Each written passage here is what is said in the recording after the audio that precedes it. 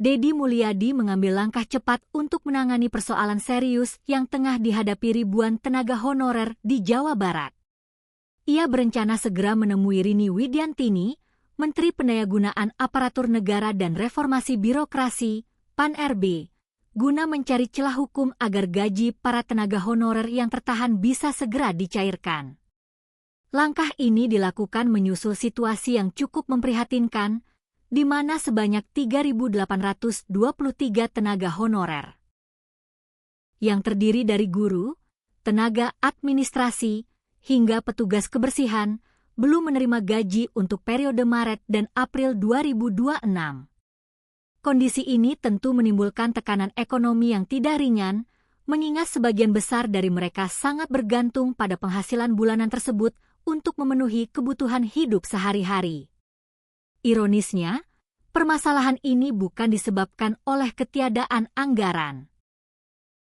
Pemerintah Provinsi Jawa Barat telah menegaskan bahwa dana untuk membayar gaji para tenaga honorer tersebut sebenarnya sudah tersedia dan teralokasikan dalam anggaran daerah. Namun, proses pencairannya terhambat oleh regulasi dari pemerintah pusat yang melarang pembayaran gaji kepada pegawai honorer dalam kondisi tertentu. Menurut Deddy, hambatan utama berasal dari adanya edaran resmi Kementerian PAN-RB yang menyatakan bahwa pemerintah daerah tidak diperkenankan lagi membayarkan gaji kepada tenaga honorer. Kebijakan ini berkaitan erat dengan upaya penataan sistem kepegawaian nasional, khususnya setelah dilaksanakannya seleksi pegawai pemerintah dengan perjanjian kerja (PPPK). Dalam konteks tersebut, pemerintah pusat berupaya menghapuskan status tenaga honorer secara bertahap dan menggantinya dengan sistem kepegawaian yang lebih terstruktur melalui mekanisme PPPK.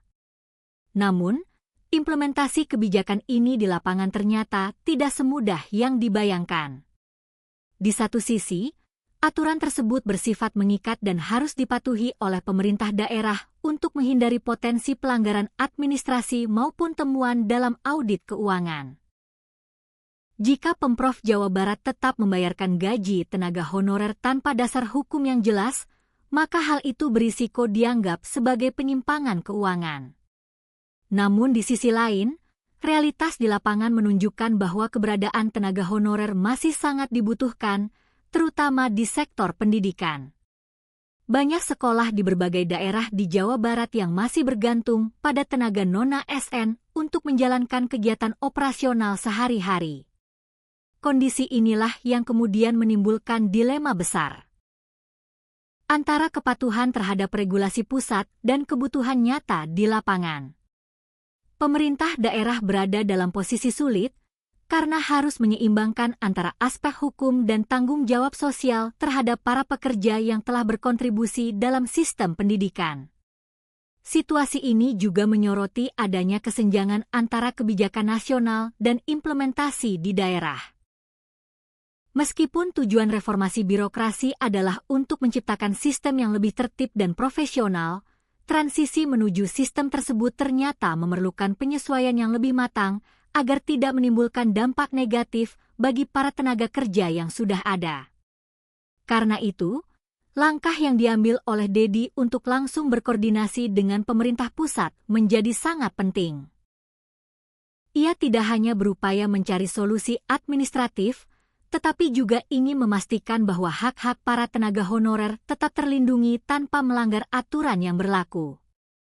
Pertemuan yang direncanakan dengan Menteri PAN-RB diharapkan dapat membuka ruang diskusi untuk mencari jalan tengah, baik dalam bentuk solusi teknis, kebijakan transisi, maupun kemungkinan diskresi khusus yang memungkinkan pembayaran gaji tetap dilakukan secara legal.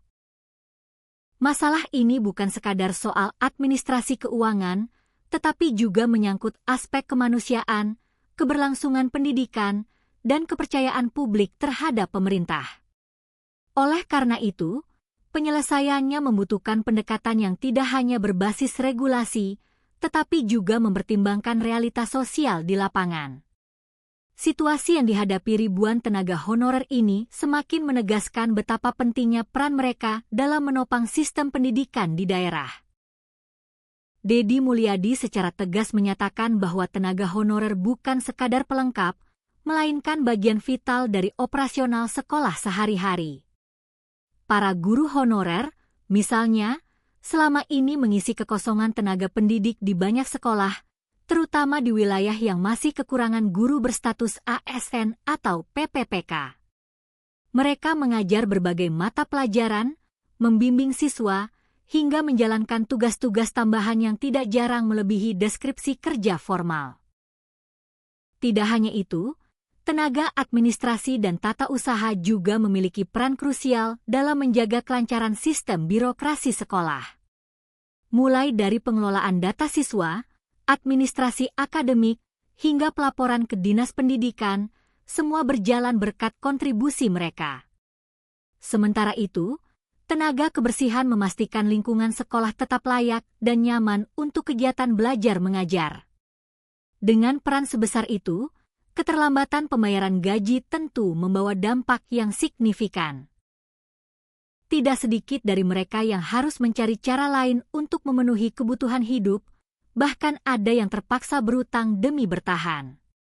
Kondisi ini berpotensi memengaruhi kinerja dan motivasi kerja, yang pada akhirnya bisa berdampak pada kualitas layanan pendidikan. Berdasarkan data dari Dinas Pendidikan Provinsi Jawa Barat, jumlah tenaga honorer yang terdampak mencapai 3.823 orang. Angka ini bukan jumlah kecil dan mencerminkan skala persoalan yang harus segera ditangani. Jika tidak ada solusi dalam waktu dekat, maka risiko terganggunya aktivitas pendidikan di berbagai sekolah menjadi semakin besar. Di sisi lain, kebijakan pemerintah pusat melalui Kementerian Pan-RB, yang kini dipimpin oleh Rini Widiantini, sebenarnya memiliki tujuan jangka panjang yang jelas, yakni menata ulang sistem kepegawaian agar lebih transparan, profesional, dan berkelanjutan.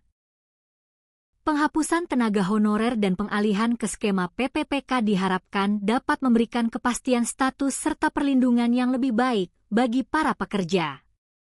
Namun, masa transisi menuju sistem tersebut tampaknya masih menyisakan berbagai tantangan. Tidak semua tenaga honorer dapat langsung terserap menjadi PPPK, baik karena keterbatasan formasi, persyaratan administratif, maupun faktor lainnya. Akibatnya, muncul kelompok pekerja yang terjebak di antara dua sistem. Tidak lagi diakui sebagai honorer, tetapi juga belum sepenuhnya masuk ke dalam sistem baru. Kondisi inilah yang ingin dijembatani oleh pemerintah Provinsi Jawa Barat. Melalui komunikasi langsung dengan pemerintah pusat, Dedi berharap ada kebijakan yang lebih fleksibel, setidaknya untuk sementara waktu, agar para tenaga honorer tetap bisa menerima haknya tanpa melanggar aturan. Selain itu, upaya ini juga mencerminkan pendekatan kepemimpinan yang responsif terhadap persoalan masyarakat.